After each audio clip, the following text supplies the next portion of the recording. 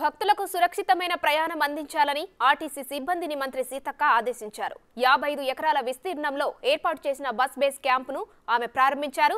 భక్తుల సౌకర్యార్థం ఈ క్యాంపును ఏర్పాటు చేసినట్టు ఆమె తెలిపారు. భక్తులకు ఎలాంటి ఇబ్బందులు లేకుండా చర్యలు తీసుకోవాలని అధికారులను మంత్రి సీతక్క ఆదేశించారు. ఇక్కడ ఏ పని మొదలు కానప్పుడు ఫస్ట్ కనపడ్డది ఆర్టీసీ వాళ్ళ వర్క్. సోదరుడు పొన్నం ప్రభాకర్ గౌడ్ గారు కూడా మరి బడుగు బలహీన వర్గాల నుంచి వచ్చినటువంటి వ్యక్తిగా ఈ దేవుళ్ళు అంటేనే ప్రతి ఒక్కరు పేదలు మేజర్గా ఖాళీ నడకన రూపాయి లేకున్నా కూడా దర్శనం అయ్యేటువంటి దేవాలయం ఎక్కడన్నా ఉంది అంటే మన సమ్మక్క సారలమ్మ.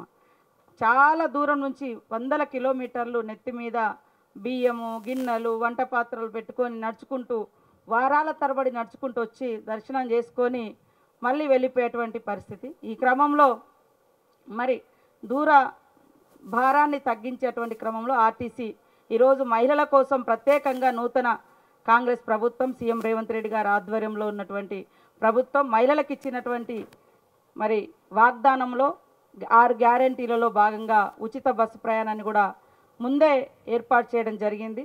ఈ క్రమంలో పెద్ద ఎత్తున మహిళలు కూడా వస్తారన్నటువంటి ఉద్దేశంతో మరి గతంలో 2800 బస్సులు మాత్రమే నడిపించినటువంటి పరిస్థితి. ఈసారి డబల్ చేసేసి 6000 బస్సెస్ కూడా పెంచడం జరిగింది.